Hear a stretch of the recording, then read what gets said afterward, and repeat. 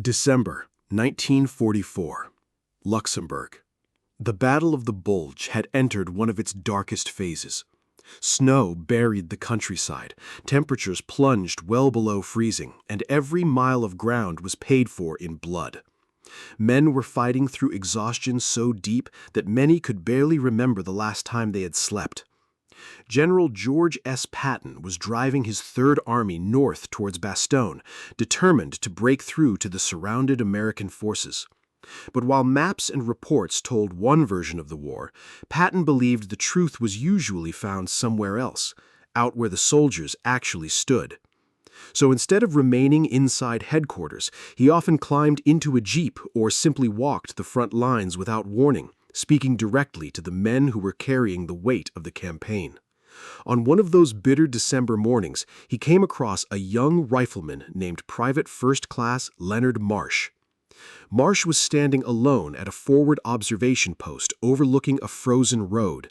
Intelligence had reported that German armored vehicles had used that road during the previous night to move supplies towards the front, making it one of the most dangerous places in the sector. Patton stopped beside him. "How long have you been on watch, son?" Marsh answered honestly. "I've been on this post about 4 hours, sir." Then he hesitated before adding something few young soldiers would have admitted to a 4-star general. "I haven't slept in 2 days." His unit had lost 3 men to wounds during a skirmish the afternoon before. With so few soldiers left to rotate guard duty, the schedule had simply collapsed. Someone had to stay awake, and that someone happened to be him. Imagine being 20 years old, freezing in a foxhole, knowing every shadow on that road could hide an enemy vehicle, and realizing your body is beginning to shut down from exhaustion. What would you have done?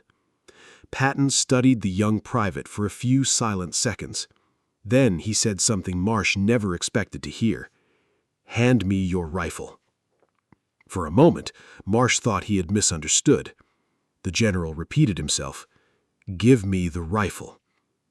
Before we continue, if you enjoy uncovering the lesser-known stories of World War II and the remarkable people behind them, consider subscribing. There are countless moments like this that rarely appear in history books. Marsh handed over the weapon. By that stage of the German offensive, Patton had been visiting frontline positions almost non-stop. Earlier that same morning, he had already inspected 2 other observation posts.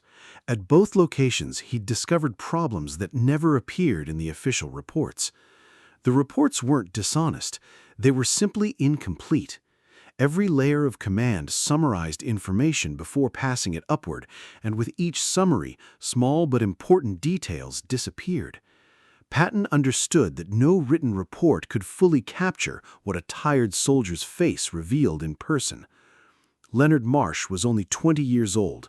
A rifleman from western Pennsylvania had joined his unit in October after an accelerated training program.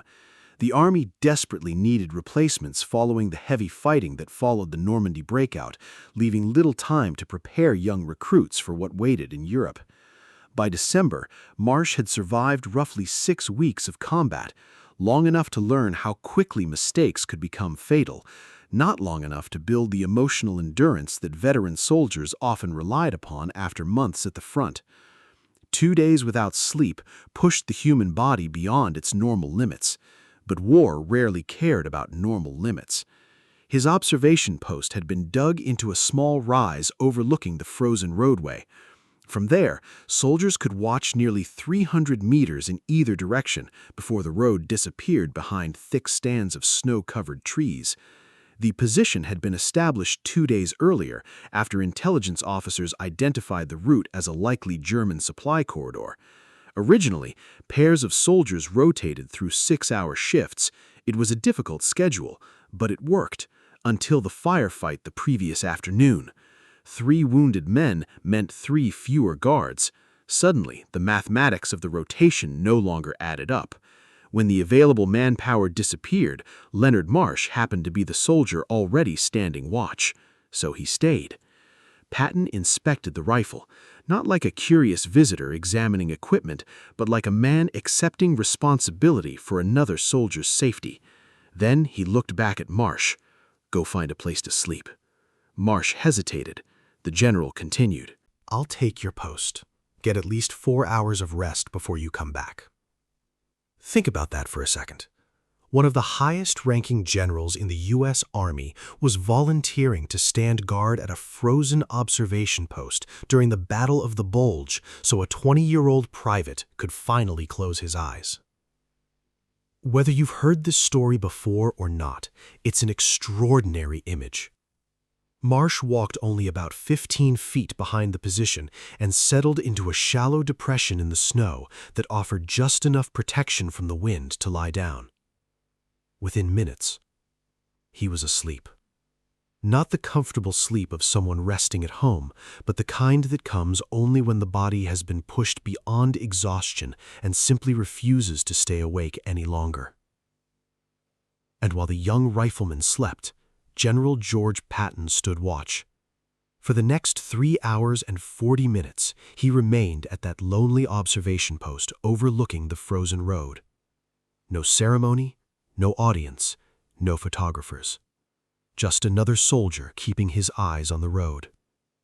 Marsh eventually woke on his own.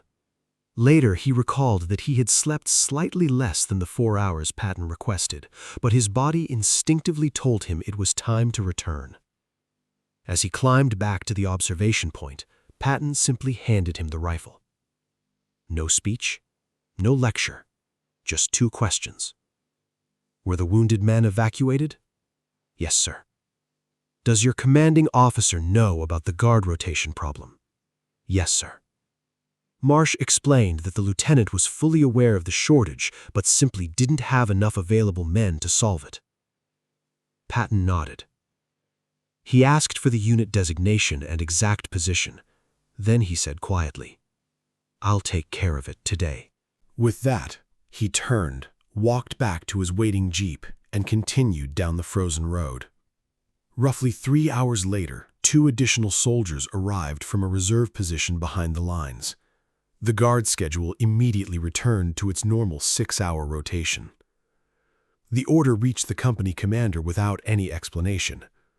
The lieutenant, who had spent nearly a full day trying to solve the manpower shortage through the normal chain of command, was surprised by how quickly the request had suddenly been approved. Under ordinary circumstances, reinforcements usually took much longer. At the time, he simply assumed the accelerated response was part of the urgency surrounding the Battle of the Bulge.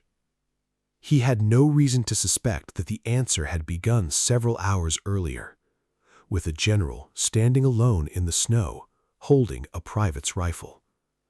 Only weeks later, after the Bastogne corridor had finally been opened and the immediate crisis had passed, did he hear what had actually happened. The story reached him through another sergeant who had spoken with soldiers from Marsh's unit. From that day forward, the lieutenant changed the way he submitted requests for reinforcements. He became far more direct about critical staffing shortages during guard rotations, later noting privately that the experience had shown him just how quickly a problem could be solved when it reached someone who not only had the authority to act, but also the willingness to see the problem with his own eyes. Patton's aide had remained with the jeep the entire time. Nearly 4 hours passed before the general finally returned. When he climbed back into the vehicle, there was no dramatic explanation. He didn't mention the exhausted private. He didn't describe the observation post. He didn't tell anyone he had just spent hours standing guard in freezing conditions. Instead, before the jeep had even begun moving, Patton asked a single question. "What is the latest on the Bastogne corridor?" Then they drove on. Years later, the aide admitted that he hadn't learned about what happened that morning from Patton himself. He learned it decades later from Leonard Marsh. That silence says something worth thinking about. If the story is accurate, Patton never appears to have treated the incident as something extraordinary. There is no record of him using it in speeches or interviews or presenting it as an example of his leadership. To him, it may have simply been another decision made during a difficult campaign. Marsh eventually shared the story during an interview with a veterans organization many years after the war. By then, enough time had passed for memories to settle. The excitement of youth had faded. What remained were the details that refused to disappear. He remembered Patton standing his watch without complaint. The cold was relentless, yet the general never showed irritation or impatience. Marsh found that remarkable. After all, Patton was 59 years old at the time, standing in deep winter weather in the Ardennes under the same conditions his soldiers faced. Marsh also recalled something else. From the moment he lay down to sleep until the moment he returned almost 4 hours later, Patton never interrupted him. There were no conversations, no speeches about duty, no lessons on courage. When Marsh returned, the general simply handed back the rifle exactly as he had received it. One soldier transferring responsibility to another. Nothing more, nothing less. Looking back across the decades, Marsh said the event itself wasn't what occupied his thoughts the most. Instead, it was the two questions Patton asked before leaving. Were the wounded men evacuated? Did the commanding officer know about the shortage? Those questions revealed something important. Patton hadn't stopped merely to perform an act of kindness. He was gathering information. He wanted to understand whether the exhausted soldier in front of him represented an isolated problem or evidence of a larger breakdown within the unit. And once he had the answer, he acted. The guard shift, the questions. The arrival of 2 replacement soldiers. Marsh believed those weren't separate events at all. They were different parts of the same decision. Do you think that's what distinguished the best battlefield commanders? Not simply giving orders, but seeing problems firsthand before deciding how to solve them? Marsh continued serving with the Third Army throughout the rest of the European campaign. He crossed the Rhine in March 1945. He advanced into Germany during the final weeks of the war. When Germany surrendered unconditionally in May, his own war was nearly over as well. He returned home to western Pennsylvania later that summer. The following year, he married. Rather than seeking recognition for his wartime experiences, he settled into an ordinary life, working for 3 decades as a machinist at a manufacturing plant outside Pittsburgh. It was steady work, quiet work, the kind of life many veterans hoped to reclaim after years of chaos. He and his wife raised 4 children in the same region where he had grown up. For the rest of his life, Pennsylvania remained home. Curiously, Marsh rarely told anyone about what had happened that freezing morning in Luxembourg. Not because he doubted his memory, but because he struggled to explain why the experience had mattered so much. The extra hours of sleep had certainly helped, but that wasn't the part that stayed with him. What lingered was the realization that one of the most senior officers in the American Army had chosen to solve an immediate problem with his own hands before addressing it through the chain of command. Over the years, Marsh replayed that morning in his mind countless times. Each time, he searched for better words, not to make the story sound larger than it was, but to explain what it had actually felt like. When he finally spoke during the veterans interview, he mentioned one detail that had become clearer with age. Patton hadn't looked like a general trying to impress anyone. He simply looked like a soldier doing a job.